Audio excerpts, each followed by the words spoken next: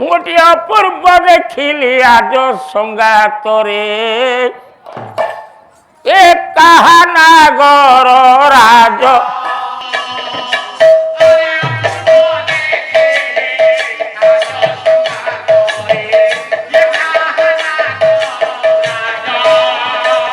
ନା ତାଳୁରେ ତାଙ୍କର ଚନ୍ଦ୍ରିକାର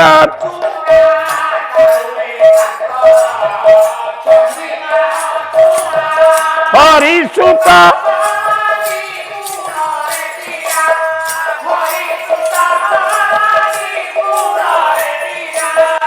ଚନ୍ଦ୍ରସୁତ ପିଲା ଦେଖି ଚନ୍ଦ୍ର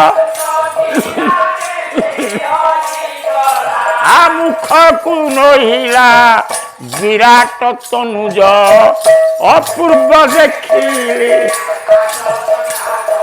ଏ କାହା ନାଗର ରାଜ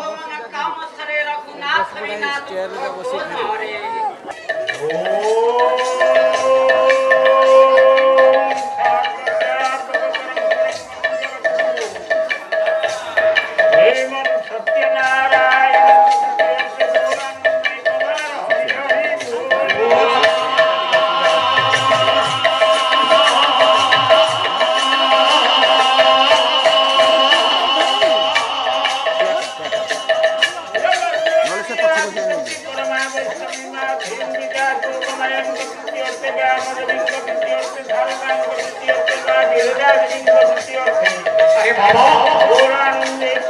हरि हरि बोल।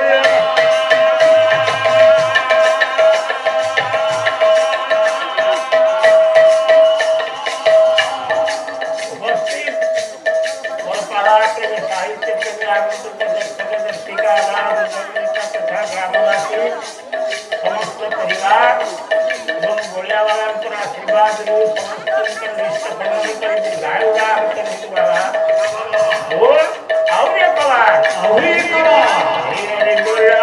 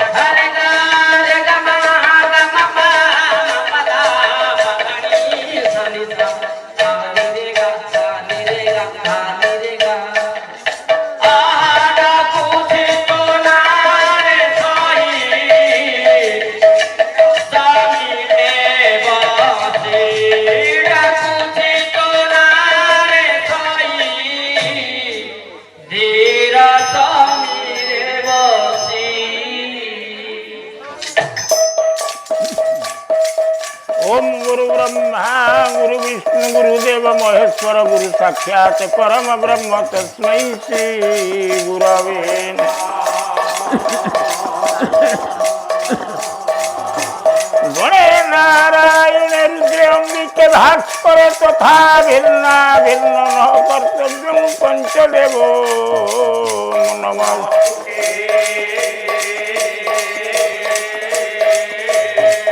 सिंहस्यो परिदत्त दक्षचरणां विभ्राजमानां शुभा वीणा पुस्तक खड़ग सुरमवती दक्षी कराम्बरुहै अर घंटा कार्मुकपटी सुरगजान बामे करे विभ्रंति विद्वंति महिषन मामे बरदा मा बरदा हे बरदा मा वाग्देवता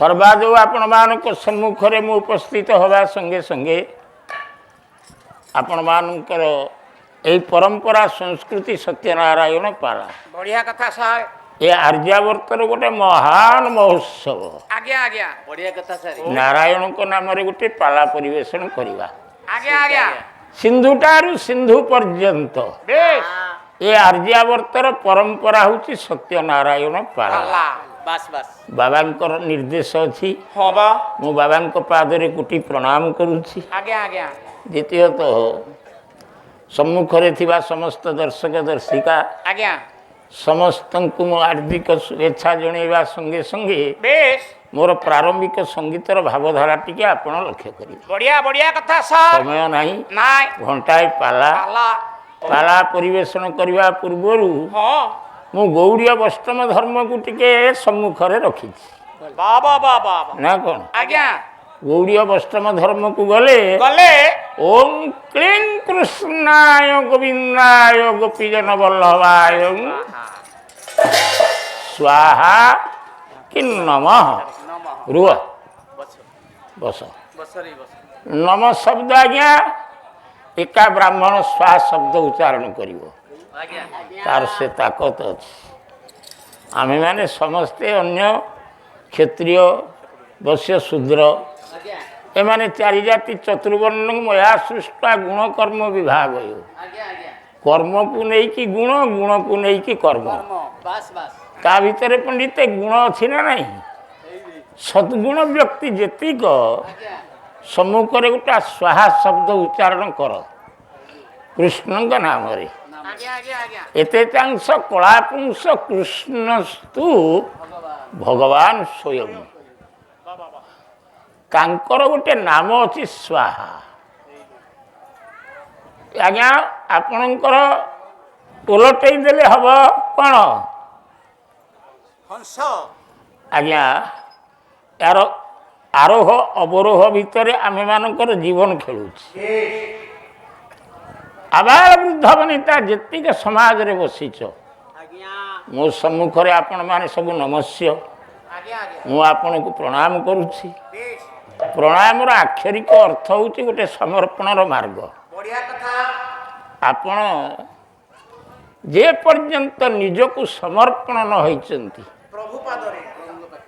आज्ञा आम मानकर सबु किछि विफल हो आम अनुष्ठान रे पदार्पण करने संगे संगे बालिया बाबा बलिया पादरे निजको समर्पण द्वितीय पर्याय आपण मान सम्मुखरे मु गोटे आत्मा समर्पण करुछि किंतु मोर गोटे धर्म अछि मा से धर्मर ना होछि सनातन धर्म सत्य सत्सु जदा धर्म आज्ञा सत्य धर्मम सनातन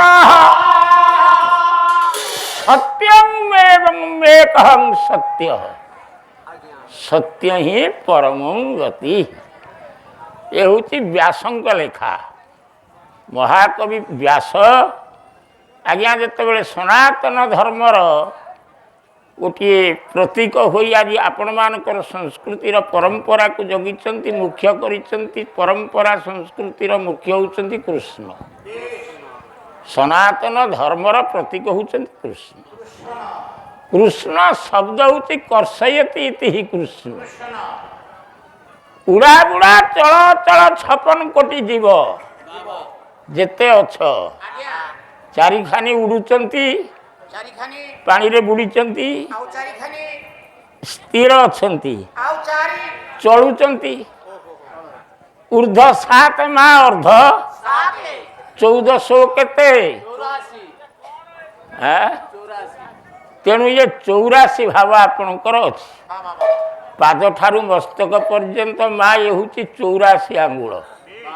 ଏ ଦେହଟା ଯଦି 84 ଆଙ୍ଗୁଳ, ୟା ଭିତରେ ଖେଳୁଛି କିଏ ରେ? ତେଣୁ ଆ ଭିତରେ ଖେଳ ଚାଲିଛି ଆଜ୍ଞା। ତେଣୁ ଯିଏ ଖେଳୁଛି ସେଇ ସୌନ୍ଦର୍ଯ୍ୟ ରୂପକୁ ମୁଁ ଟିକେ ଆଖି ଆଗରେ ରଖିଛି।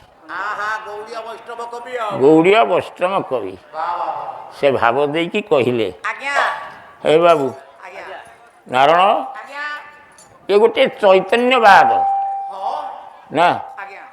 ଚାରି ଭକ୍ତି ମଧ୍ୟରେ ଆଜ୍ଞା ପ୍ରେମ ଭକ୍ତି ସାର। ଯେଉଁ ଭକ୍ତି କୋଠ ଗୋପୀମାନଙ୍କର। ତେଣୁ ଆଜ୍ଞା ଗୋପୀମାନେ ଅନନ୍ତ ଯୁଗରୁ ଆଜ୍ଞା ତପସ୍ୟା କରି କରି ଶେଷରେ ଗୋପୀ ଭାବ ପାଇଲେ। କେତେବେଳେ ନା ତ୍ରେତା ଯୁଗରେ। ଆଜ୍ଞା ଅନନ୍ତ ଯୁଗ ଗଲା, ସତ୍ୟ ଯୁଗ ଗଲା, ତ୍ରେତା ଯୁଗରେ ଆପଣମାନେ ସମସ୍ତେ ଗୋପୀ ଭାବ ପାଇଲେ। ଆଜ୍ଞା ଗୋପୀ ଭାବକୁ ଟିକେ ଯିବାକୁ ହେଲେ ସମୟ ଦରକାର। ହଉ ସେଇ ଗୋପୀ ଭାବ ପୁରୁଷର ଭାବକୁ ଟିକେ ନେଇ ମୁଁ ଆପଣମାନଙ୍କ ପାଖକୁ ଯାଉଛି। ମୁଁ ଗୋଟିଏ ଅପୂର୍ବ ଦେଖିଲି ଆଜ ସଙ୍ଗାତରେ, ଏ କାହା ନାଗର ରାଜ।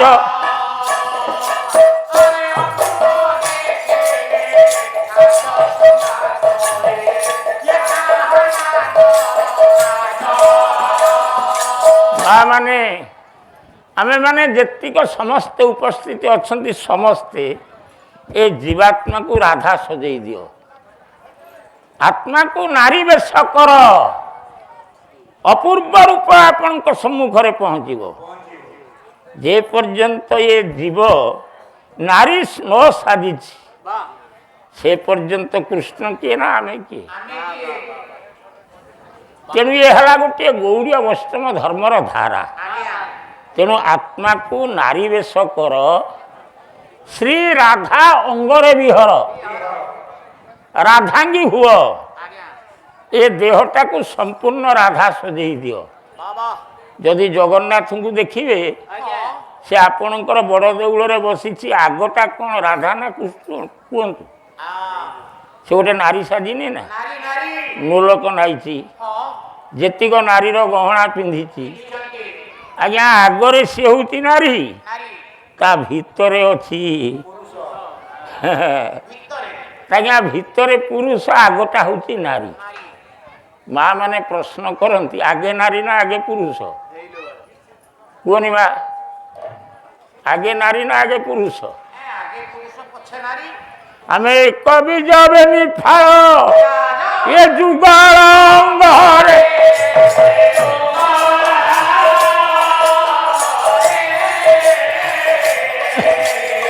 আগে রাধা হচ্ছে মুহি,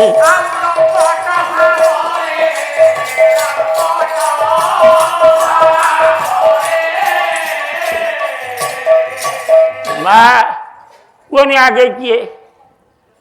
এক বীজ হবেনি ফাল। গোটিয়ে মঞ্জি পতিলে সে দুইটা পত্র নেই সৃষ্টি হবনি? আজ্ঞা চৈতন্য কইলে আমি এক বীজ বেনি ফাল। ଏ ଗୋଟେ ଚୈତନ୍ୟବାଦ ଆଜ୍ଞା ମନ ପ୍ରତି ନା କ'ଣ? ଗୋଟିଏ ବୀଜରୁ ଆମେ ବେନିଫାଳ। ଆଜ୍ଞା ବେନିଫାଳ ଗୋଟିଏ ହେଉଛି ରାଧା, ଗୋଟିଏ ହେଉଛି କୃଷ୍ଣ। ଆମର ସମ୍ପର୍କରେ ହେଲୁ ଆମେ ଭାଇ ଭଉଣୀ। ରାଧାକୃଷ୍ଣ ଦିଏ ଭାଇ ଭଉଣୀ ଆମେ କିଏ କହୁଛି ମାଇଁ ହବ ରାଧା, ହଁ ମାଇଁ ଭଣଜା ଏସବୁ ଭୁଲ। ଆଉ ଆମେ ଗୋଟିଏ ବୀଜରୁ ବେନିଫାଳ ଯୁଗଳଙ୍ଗ, ଆହା ଆଗେ ରାଧା ପଛେ ପଛେ ମୁଁ ପଛରେ ଅଛି। ପଛରେ ପଛରେ ତେଣୁ ଜଗନ୍ନାଥ ପଣ୍ଡିତ ଆଗରେ ରାଧା ସଜିଛନ୍ତି, ସେ ଭିତରେ ଅଛନ୍ତି। ନାଥ ଭିତରେ ତାକୁ ଆପଣଙ୍କର କଳି ଭାଗବତ କ'ଣ କହିଛି? କଣ କହିଲେ କହିଲା ମୁଁ ହିଁ ଜଗତ ତୁ ହିଁ ନାଥ, ଆମେ ମିଶିଲେ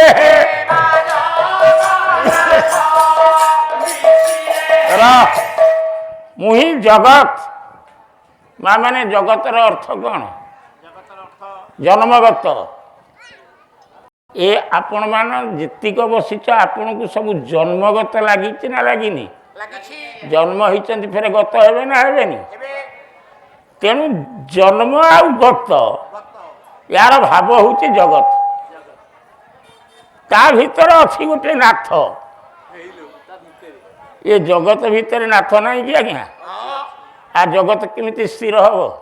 ଆରେ ରେ ରେ ତେଣୁ ଆପଣ ଲକ୍ଷ୍ୟ କରିବେ, ହଁ ଅଭିରାମ ପରମହଂସ କହିଲେ ମୁଁ ହେଉଛି ଜଗତ, ତୁ ହେଲୁ ନାଥ। ନାଥ ଆମେ କଳି ଭାଗବତରେ ମୁଁ ଲେଖିଦେଇଛି ତୁ ମୁଁ ମିଶିଲେ ହେବା ଜଗନ୍ନାଥ ଜଗନ୍ନାଥ ନା କ'ଣ? ଆଜ୍ଞା ତେଣୁ ଆତ୍ମାକୁ ନାରୀ ବେଶ କର ଆଜ୍ଞା ଜଗତ ସଜେଇ ଦିଅ, ସଜେଇ ଦିଅ ତା ଭିତରେ ନାଥକୁ ଟିକେ ସାଇତି ରଖ। ବା ବା ବା ବା ସେ ଏଭଳି ପୁରୁଷ, ହଁ ୟା ଭିତରେ କେମିତି କାଇଦାରେ ସେ ରହିଛି ରେ? କିଭଳି ପୁରୁଷ ଟିକେ ଜାଣିବ ସେ ପୁରୁଷକୁ ଟିକେ ଦେଖିବା କି? ଆଜ୍ଞା ଆଜ୍ଞା ଆପଣଙ୍କର ବାସ୍ତବିକ ଗୋଟେ ଦିବ୍ୟ ଚକ୍ଷୁ ଦରକାର। ପୁରୁଷକୁ ଦେଖିବାକୁ ହେଲେ ସେ ପୁରୁଷକୁ ଦେଖିବାକୁ ହେଲେ ଆଜ୍ଞା ମୁଁ ଆପଣଙ୍କୁ ସର୍ବପ୍ରଥମ ହଁ ଏଇ ଭଞ୍ଜଙ୍କ ଲେଖାରେ ନେଇ ପହଞ୍ଚେଇଛି, ଯେଉଁଟା ଗାଇଥିଲି। ଆଜ୍ଞା ଅପୂର୍ବ ଦେଖିଲି। ହଉ ଆଜ୍ଞା କେମିତି ଦେଖିବା ଏ ଭିତରେ?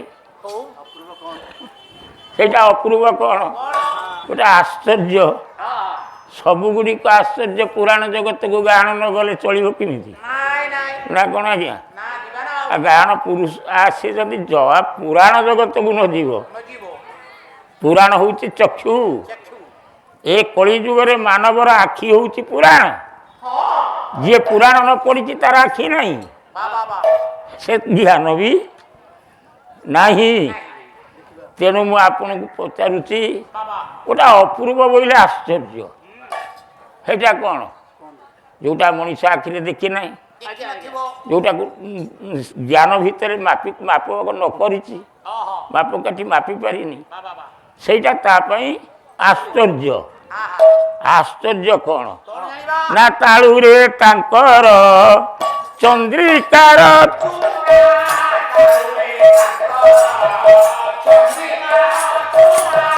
ହରିସୁତ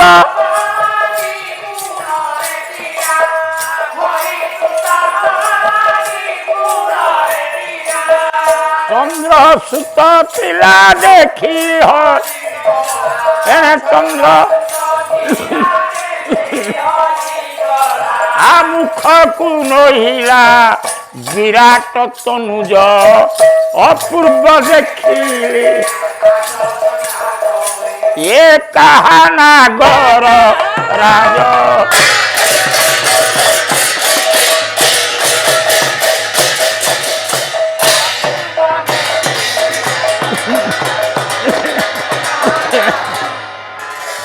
ଏ ଭିତରେ ଯେଉଁ ପୁରୁଷଟି ଅଛି ଆଜ୍ଞା, ତାକୁ ଏ ପୁରାଣ ଜଗତରେ କବି କଳ୍ପନାରେ ଟିକେ ବର୍ଣ୍ଣନା କରିଦେବା। କାଳୁରେ ତାଙ୍କର ଚନ୍ଦ୍ରିକାର ଚୂଡ଼ା। ସେ ପୁରୁଷ ଆଜ୍ଞା ଗୌଡ଼ୀୟ ବୈଷ୍ଣବ ଧର୍ମ ଉପରେ ଯେତେବେଳେ ରୂପ ସାଜିକି ଆସିଛି, ଆପଣମାନେ ସମସ୍ତେ ରାଧା ଭାବରେ ଅଛନ୍ତି। ଆଜ୍ଞା ଆଜ୍ଞା ରାଧାର ବାସ୍ତବ ଭାବ କୃଷ୍ଣଙ୍କୁ ଦେଖିବ। ଦେଖିବ ନା ସେ ଭିତରେ ଦେଖ, ଦେଖ ପଦାରେ ବି ଦେଖ ପଦାରେ ଅଛି, ଭିତରେ ବି। ଭିତରେ ବି ଅଛି ତେଣୁ ଆଜ୍ଞା ତା ତାଳୁରେ ଚନ୍ଦ୍ରିକାର ଚୂଡ଼ା। ଗୁଡ଼ାଏ ବର୍ଣ୍ଣନା ଅଛି। ହଁ ଗାୟକମାନେ ମୋ ଆଗରେ ବସିଛନ୍ତି, ଆଜ୍ଞା ଗାୟକ ଭାଇମାନେ ବସିଛନ୍ତି ପା। ମୁଁ ଆଉ କ'ଣ ତାଙ୍କୁ କହିବି? ଟିକେ ବର୍ଣ୍ଣନା ଦଉନାହାନ୍ତି।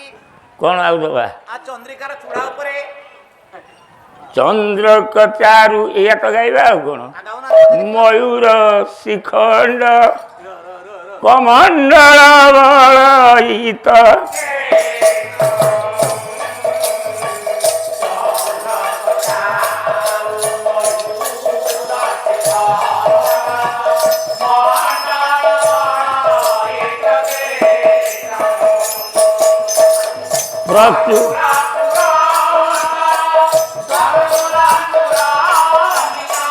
ପ୍ରଚୁର ପୁରାଣର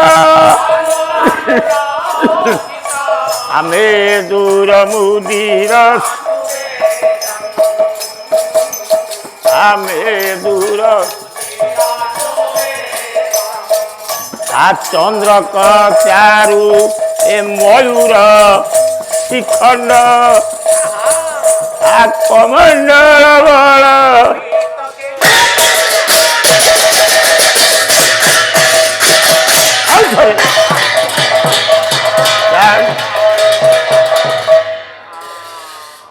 ଆଜ୍ଞା ସମସ୍ତଙ୍କର କଳ୍ପନା ଭିତରେ ଆଜ୍ଞା ଇନ୍ଦ୍ରର ସପ୍ତରଙ୍ଗ ରଞ୍ଜିତ ହେଉଛି ମୟୂର ପୁଚ୍ଛ ତା ଦେହରେ ବହୁତ କଥା ଅଛି ମୁଁ ତେଣିକି ଯାଉନି ଆଜ୍ଞା ହରିସୂତ କଲା ଦ୍ୱିଗୁଣରେ ପୀଡ଼ା ଯେତେବେଳେ କୃଷ୍ଣଙ୍କ ମୁଣ୍ଡରେ ମୟୂର ପୁଚ୍ଛ ଆପଣ ଦେଖିବେ ରାଧା ଦେଖିଲା ଆତ୍ମାଟା ତ ରାଧା ନା ଜୀବାତ୍ମାକୁ ରାଧା ସଜେଇଛ ସେ ମୟୂର ପୁଚ୍ଛ ଦେଖୁଛି ଆଜ୍ଞା ହରିସୂତ ଥିଲା ଦୁଷ୍ଟାମୀ କଲା ହରିସୂତ କନ୍ଦର୍ପ ଆଉ କିଏ ନା ଆଉ କିଏ କନ୍ଦର୍ପ ହରିସୂତ ନୁହେଁ କି ସେ ଆଜ୍ଞା 5ଟା ସ୍ୱର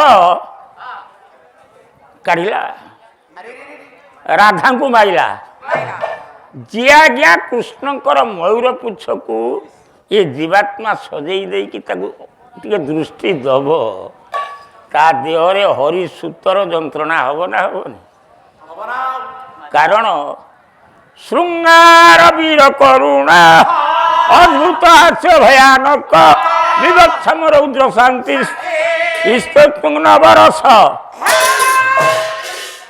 9ଟା ରସ ଗାୟକ ମାନଙ୍କର ପ୍ରଥମ ରସ ହେଉଛି ଶୃଙ୍ଗାର ରସ ଯେ ପର୍ଯ୍ୟନ୍ତ ଶୃଙ୍ଗାର ଭାବ ନ ଆସିଛି ମୟୂର ପୁଚ୍ଛକୁ ଅନେଇ ହେବନି କି ସେ କାମର ଉଦ୍ଦୀପନାଟା ସୃଷ୍ଟି ହେବନି ହଁ ଆଜ୍ଞା ତେଣୁ ମୟୂର ପୁଚ୍ଛରେ ଗୋଟେ କାମ ଉଦ୍ଦୀପନା ଅଛି ଆପଣମାନେ ଯେତେବେଳେ କୃଷ୍ଣଙ୍କର ମୟୂର ପୁଚ୍ଛକୁ ଚାହିଁବେ ଏ ହରିସୂତର ପୀଡ଼ା ସହିବେ ତ କନ୍ଦର୍ପ ବାରିବ ବାଣ ଏଣେ ଚନ୍ଦ୍ରସୂତ ଥିଲା ଆପଣଙ୍କ ଠାରେ ହଜିଗଲା ଆ ଚନ୍ଦ୍ରସୂତ ହେଉଛି ବୁଧ ଆଉ କିଏ ନା କ'ଣ ଆଜ୍ଞା ଆ ଚନ୍ଦ୍ରର ପୁଅ କିଏ ବୁଧ ନୁହେଁ ତେଣୁ କନ୍ଦର୍ପ ଯେତେବେଳେ ବାଣ ମାରିବ ଦୃଷ୍ଟି ଥିବ ମୟୂର ପୁଚ୍ଛରେ ଆ ଚନ୍ଦ୍ରସୂତ ଥିବ ହଜିଯିବ ମାନେ ବୁଦ୍ଧି ହଜିଯିବ ଆପଣଙ୍କର ମୁଖକୁ ନୋହିବ ଆଉ କିଛି ଉତ୍ତର ନଥିବ ବିରାଟର ପୁଅ ନା କ'ଣ କି ଆଶ୍ରୟାର୍ଥରେ ଭଞ୍ଜ କହିଲେ ଇଏ ସରଜା ଠେଇଁ ବାଜିଛି ତା ମୁଣ୍ଡରେ ବୁଦ୍ଧି ବି ହଜି ଯାଇଛି ନା କ'ଣ ଆଜ୍ଞା ଉତ୍ତର ଅଛି ତେଣୁ ମନେ ରଖ ଏତିକି ନୁହେଁ ସେ ଆଉ ଗୋଟିଏ ଶବ୍ଦ ମୁଁ କହିବି ଅଭିମନ୍ୟୁ ସାମନ୍ତଙ୍କ ଲେଖା ସେ ଆଜ୍ଞା କେମିତି ଭାବ ଦେଲେ କହିଲା ବିପରୀତ ରସ ଭାତରେ ବିରସ ଏଣେ କରୁଅଛି ମନ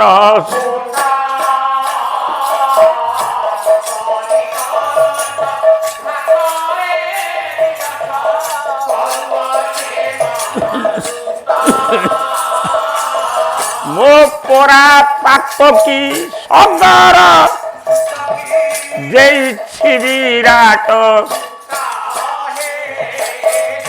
ଦେବ ପଞ୍ଜ ସୁତ କୃତ କେ ଭାଙ୍ଗ ରାମ পুত্র জীব হে দেব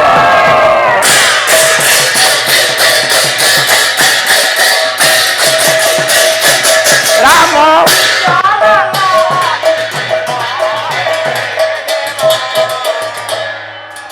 ପଣ୍ଡିତ ବୟସ 80 ହେଲା ବାବାଙ୍କର ନିର୍ଦ୍ଦେଶ ଅଛି ଆଜି କିଛି ଛାନ୍ଦର ପରମ୍ପରା ସ୍ୱରୂପ କିଛି ଗାଇବ ଆଜ୍ଞା ଅଭିମନ୍ୟୁ ଭଞ୍ଜଙ୍କ ପାଖକୁ ପହଞ୍ଚିଗଲେ କହିଲେ ରସକୁ ବିପରୀତ କଲେ ହେଲା କ'ଣ ଘାତରେ ରାଧାର ବିରସ ପରା ହେଇଗଲାଣି ରାଧା କହୁଛି ମୋ ପରା ପାତ କି ସଗର ସୂତ କି ଏ କନ୍ଦର୍ପ ବାଣ ମାରିଛି ମୋ ଦେହଟା ସଗର ସୂତଙ୍କ ଭଳିଆ ଜଳିଲାଣି କପିଳ ମୁନିଙ୍କର ଅଭିଶାପରେ ସଗର ବଂଶଟା ଆଜ୍ଞା କ'ଣ ଅଭିଶାପ ନଳରେ ଦଗ୍ଧ ହେଉଥିଲେ ପୋଡ଼ି ଯାଉଥିଲେ ଦେହଟା ତେଣୁ ରାଧା ଭାବୁଛି ମୋ ଦେହଟା ସଗର ସୂତ କି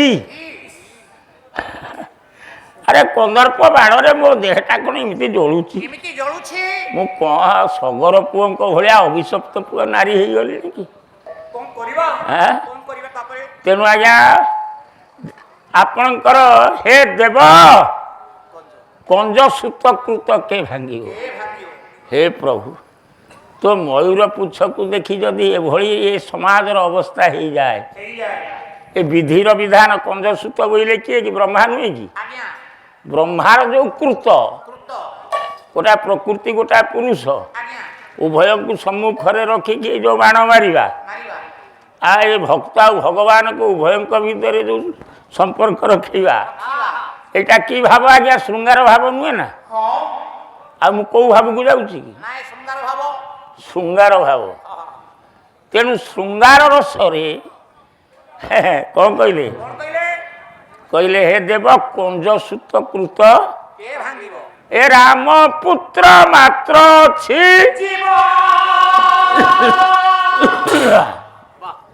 ଅଭିମନ୍ୟୁ ସାମନ୍ତ କହିଲେ ରାମଙ୍କର ପୁଅ ନାଁ ହେଉଛି ଲବ ଲବେ ମାତ୍ର ମାନେ ଟିକିଏ ରାଧାର ପ୍ରାଣର ଅନ୍ତ ସମୟ ହେଇଗଲାଣି ରାମପୁତ୍ର ମାତ୍ର ମାନେ ଅଳ୍ପ ମାତ୍ର ରାଧା ଆଉ ବଞ୍ଚିବନି ରାଧାର ଅବସ୍ଥା କ'ଣ ହେଇଛି ଉଠିଲୁ ଏ ପିଲାଟା କ'ଣ ଛିଡ଼ା ହେଇଛି ନମସ୍କାର କ'ଣ କହୁଛୁ ନିମୋନିଆ ରାଧାଙ୍କୁ ଧରିଛି ଟାଇଫଏଡ୍ ପୁରା ହାଇ ପାଇବାର ଆଣ୍ଟିବାୟୋଟିକ୍ ଲେଖ ତୁ ମେଡିସିନ ଖୋଜିଲୁଣି ଆଜ୍ଞା ଏଇ ଦେଖ ଦେଖିବା ଜଗତ ପୁରାଣ ଯେ କରେ ଭକ୍ଷଣ ତାକୁ ଯେ କରେ ଭକ୍ଷଣ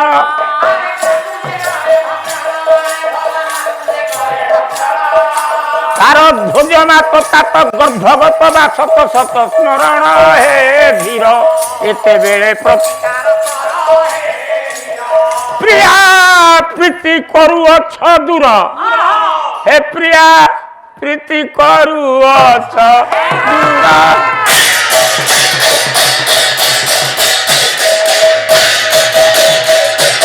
ପ୍ରିୟା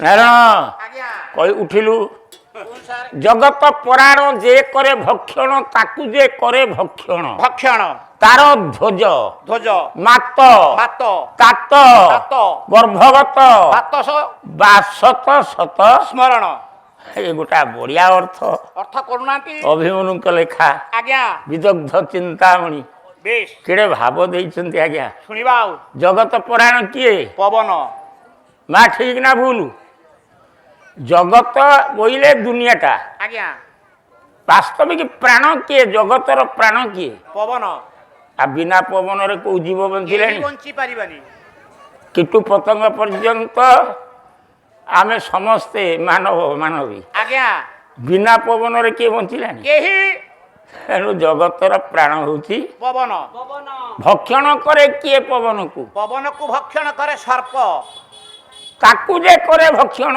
ସର୍ପକୁ ଭକ୍ଷଣ କରେ ମୟୂର ଠିକ କହିଛି ଏଠି ଅନ୍ୟ ଅର୍ଥ ଲାଗିଲେ ଗରୁଡ଼ ଲାଗିବନି ନା ମୟୂର ମୟୂର ଧ୍ୱଜ ଧ୍ୱଜ ମୟୂରର ଧ୍ୱଜ କାର୍ତ୍ତିକେୟ। କାତ କାର୍ତ୍ତିକେୟଙ୍କ ବାପା ହଉଛନ୍ତି ତାର ଧ୍ୱଜ ମାତ ମାତ ମାତ। ଓହୋ, କାର୍ତ୍ତିକେୟଙ୍କ ମା ହେଲେ ପାର୍ବତୀ। ପାର୍ବତୀ ପାର୍ବତୀ ପାର୍ବତୀଙ୍କର କାତ ମାନେ ବାପା। ହିମାଳୟ। ହିମାଳୟ ବାସତ ଶତ ସ୍ମରଣ। ବା ବା ବା ବା। ହିମାଳୟକୁ ଯାଇଛନ୍ତି ଆପଣ? ନା ମୁଁ ଆମେ ହିମାଳୟ ଦେଶକୁ ଆହା, ସେ ସବୁ ବରଫ ନୁହେଁ ନା? ଆମେ କେବଳ ଶୁଣୁଛୁ, ଟିଭିରେ ଦେଖୁଛୁ, ପୁରାଣରେ ଶୁଣୁଛୁ। କଣ ଦେଖୁଛ? ହିମାଳୟ। ଆମେ ଯିବୁ ଏବେ ଅକ୍ଟୋବର ମାସକୁ। ଆମ ଗାୟକ ମାନେ ପଢନ୍ତି ଅସ୍ତିତ୍ୱ ରସ୍ୟାଙ୍ଗ ଦିଶି ଦେବତାତ୍ମା ହିମାଳୟ ନାମ ନଗାଧିରାଜ ପୂର୍ବା ପରୌ ତୋୟ ନିଧି ଅବଗାୟ ସ୍ଥିତ ପୃଥିବ୍ୟା ଇବ ମାନଦଣ୍ଡ। ତାହେଲେ ପୃଥିବୀର ମାନଦଣ୍ଡ ସ୍ଥିତ ଉସ୍ଥି ହିମାଳୟ। ହିମାଳୟ ବା ବା ବା। କିନ୍ତୁ ସମ୍ପୂର୍ଣ୍ଣ ହଉଛି ବରଫ। ବରଫାସ୍ଥନ। ରାଧା ବର୍ତ୍ତମାନ ଆପଣମାନେ ବି ଆଜ୍ଞା ସମସ୍ତଙ୍କୁ ରାଧା ସଜେଇନି? ସମସ୍ତେ ରାଧା ସଜାଇଛି। ସମସ୍ତଙ୍କର ଦେହ ଦେଖନ୍ତୁ ଆଜ୍ଞା। ବରଫ। କୃଷ୍ଣଙ୍କର ବିଚ୍ଛେଦରେ ଆଜ୍ଞା କଣ ହେଇଯାଇଛି? ବରଫ ଛନ୍ନ, ପୁରା ଦେହ ପୁରା ଥଣ୍ଡା ପଡିଯାଇଛି। ବାସତ ଶତ ସ୍ମରଣ ମାନେ ହିମାଳୟ ଠାରୁ 100 ଗୁଣରେ ଥଣ୍ଡା ରାଧାଙ୍କ ଦେହ। ତାହେଲେ ଉପାୟ କଣ ଅଛି? ହଁ? କଣ କରିବା? ହେ ଧୀର, ଆଜ୍ଞା ଟିକେ ଏତେବେଳେ ପ୍ରତିକାର କର। ଟିକେ କର ପ୍ରତିକାର। ଆଉ ତୁମେ ପ୍ରିୟା ପ୍ରୀତି କରୁଅଛ ଦୂର, ହଁ ହଁ। ରାଧାଙ୍କର ପ୍ରୀତିକି ଦୂର କରିଦଉଛ, ଦୂରେଇ ଦଉଛ, କାରଣ କଣ? କଣ କୁହ? ଏ ସର୍ବଜୀବ ଜଗତକୁ ଦୂରେଇ ଦେଲେ ପ୍ରଭୁ ଆହା ହା। ଏ ଧର୍ମ ରହିବ? ରହିବ ନା? ଗୌଡୀୟ ବୈଷ୍ଣବ ଧର୍ମ ରହିବ? ନାଇଁ ନାଇଁ କୃଷ୍ଣଙ୍କୁ କେହି ଭଲ ପାଇବେ? ନା। ତେଣୁ ଆପଣ ଟିକେ ବିଚାରକୁ ନିଅନ୍ତୁ। ନିଅନ୍ତୁ। ବିଚାରକୁ ନ ନେଲେ କେମିତି ହବ? ନା ନା ବିଚାର କରନ୍ତୁ ନା। ଏଁ? କରନ୍ତୁ। ତେଣୁ ହେଲା କଣ ହେଲା? ରାଧା ବର୍ତ୍ତମାନ କହିଲା ସଖୀ ଓଲୋ ତୁ ଟିକେ କୃଷ୍ଣକୁ ଆଣିକି ମୋ ପାଖରେ ପହଞ୍ଚା। ପହଞ୍ଚାଅ। ନା କଣ? ଆଜ୍ଞା 8-5 ଧରି କହୁଅଛି ତତେ, 8-5 ଚାରି ସୁତ ଆରେ 4 ସୁତ ର 8-5 ଧରି କହୁଅଛି ତୋତେ। ଆଜ୍ଞା 8 ଗାୟକ ମହାଶଙ୍କର ପ୍ରାଚୀନ ସାହିତ୍ୟ ଭାବଭଙ୍ଗୀ ଏବଂ ସ୍ୱର ସଂଗ୍ରହ ଦ୍ୱାରା ତତ୍ସହିତ ଏ ପ୍ରାଚୀନ ପରିଣତି ଦିବସରେ ପଦାର୍ପଣ କରି ସେ ଯେଉଁ ଅଙ୍ଗଭଙ୍ଗ ପରିଚାଳନା କରିଛନ୍ତି ସେଥିରେ ମୁଗ୍ଧ ହୋଇ ବାତ ନିବାସ ଗୌରାଙ୍ଗ ଚରଣ ସାହୁ 200 ଟଙ୍କା ପୁରସ୍କୃତ କରିଛନ୍ତି। ଆଶା କରେ ଗାୟକ ସାଧାରଣ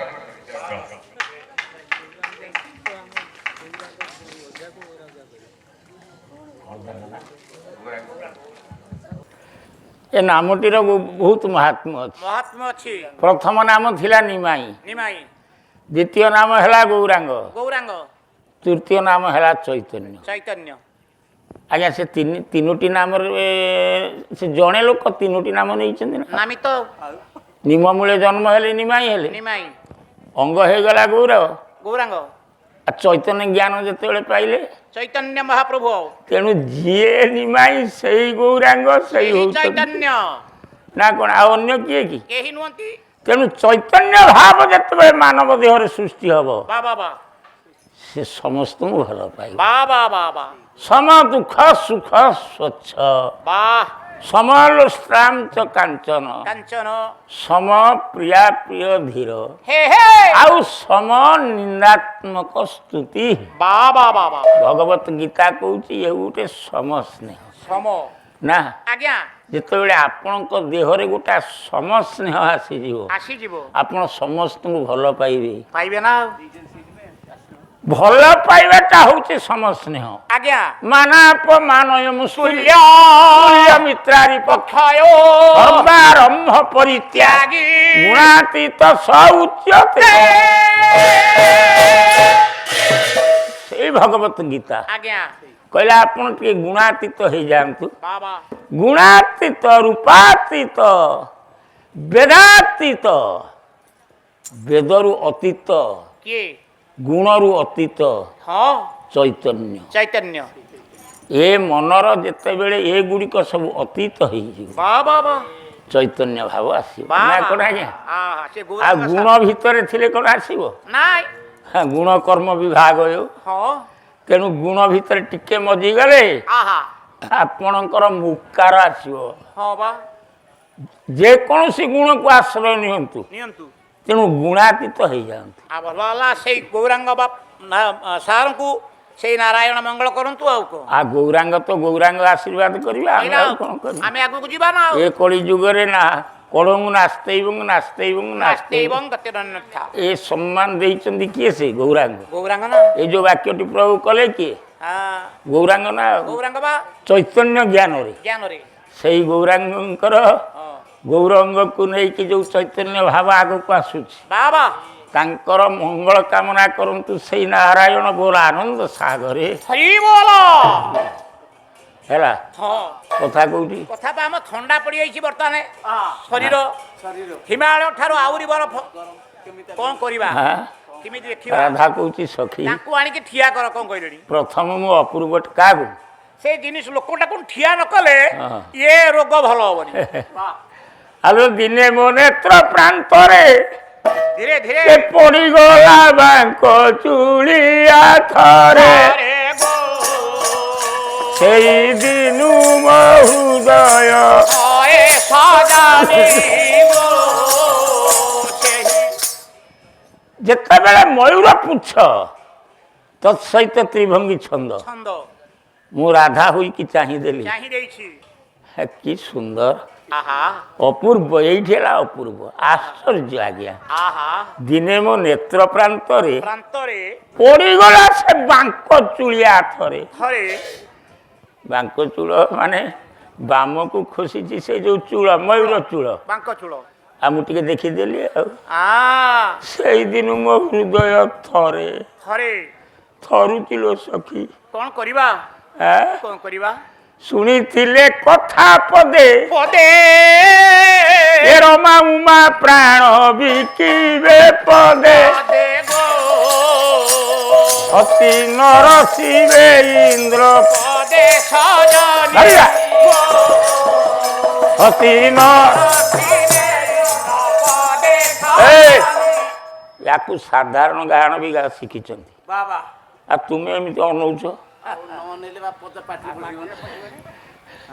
ଆରେ ଶୁଣିଥିଲେ କଥା ପଦେ ପଦେ ଆପଣ ରାଧା ଭାବରେ ଟିକେ ଯାଆନ୍ତୁ।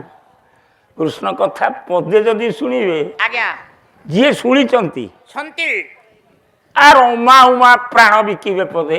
ପଦରେ ହଁ ଇନ୍ଦ୍ର କୋଳରେ ସତୀ ସେ ପଳେଇ ସିଏ ଆସିବେ। ପଳେଇ ଆସିବେ। ସେ କଥାର ଏତେ ଅମୃତ ଅଛି। ଆଉ କ'ଣ ଅଛି କହିଲ? କର୍ଷୟତି ସମସ୍ତଙ୍କୁ ଆକର୍ଷୟତି। କୃଷ୍ଣର ଅର୍ଥ କ'ଣ କି? ଆକର୍ଷଣ ଆକର୍ଷୟତି। କୃଷ୍ଣ ସର୍ବଜୀବାତ୍ମାକୁ ସେ ଆକର୍ଷଣ କରି ନେଉଛି। କେତେବେଳେ ନେଇଥିଲା? କେତେବେଳେ? ଆଜ୍ଞା ଏ କୃଷ୍ଣ ରୂପରେ ନୁହେଁ। ଆଉ ତ୍ରେତାକୁ ଗଲେ ମିଳିବ। ତ୍ରେତା ଯୁଗରେ ତ୍ରେତା ଯୁଗରେ ଯୁଗରେ ଏ ରୂପ ସମସ୍ତଙ୍କୁ ଆକର୍ଷୟତି। ଓହୋ ହୋ ହୋ ମାନେ ସମସ୍ତଙ୍କୁ ଆକର୍ଷଣ କରିଛି ନା କରିନି ତ୍ରେତା ଯୁଗରେ? ଆଚ୍ଛା ସେ ସ୍ଥାନଟା କେଉଁ ଜାଗା? ଦିନେ ବିହରୁ ବିହରୁ ଯା। ଆ ଦଣ୍ଡକାର ନେ ହେ ଦଣ୍ଡକାରନେ ବିହାରୁ ବିହାରୁ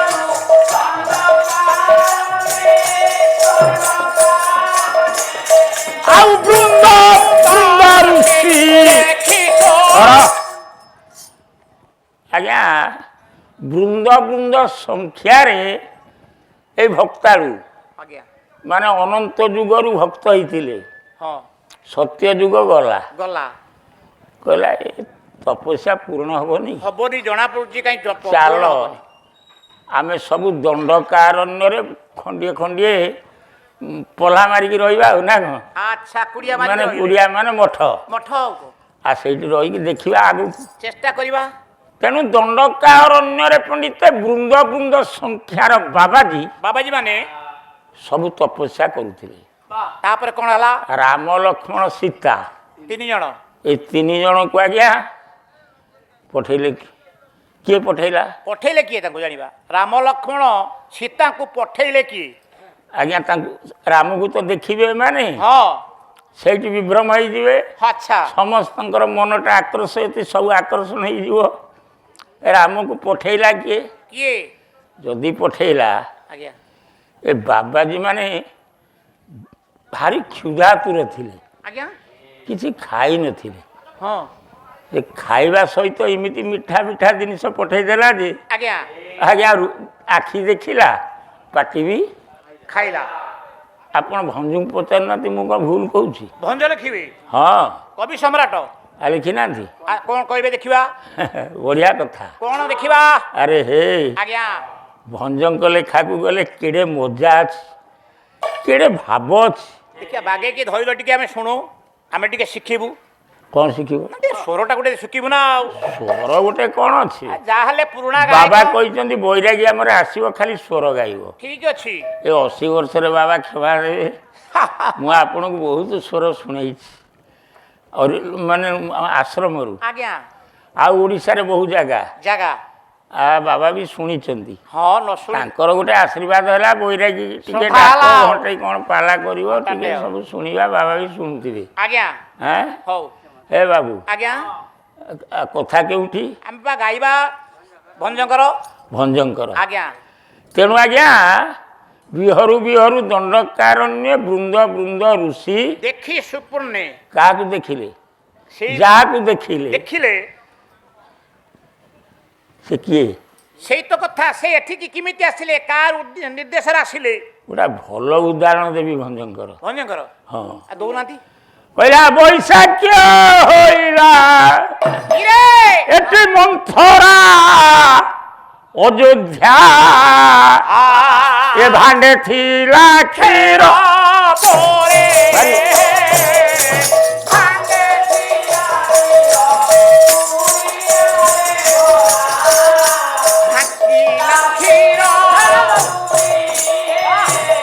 ଆଜି ବଲ୍ଲଭୀ କହିକେ ଆଜି ତ ବିଶେଷ এই বনবাসীঙ্কি দেই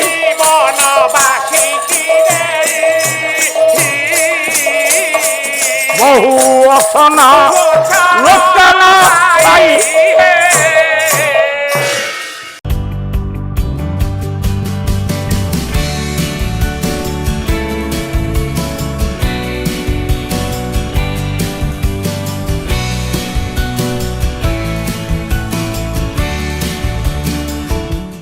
ଅଧିକରୁ ଅଧିକ ପାଲା ଦେଖିବା ପାଇଁ ଆମ ଚ୍ୟାନେଲ ସବସ୍କ୍ରାଇବ୍ କରନ୍ତୁ।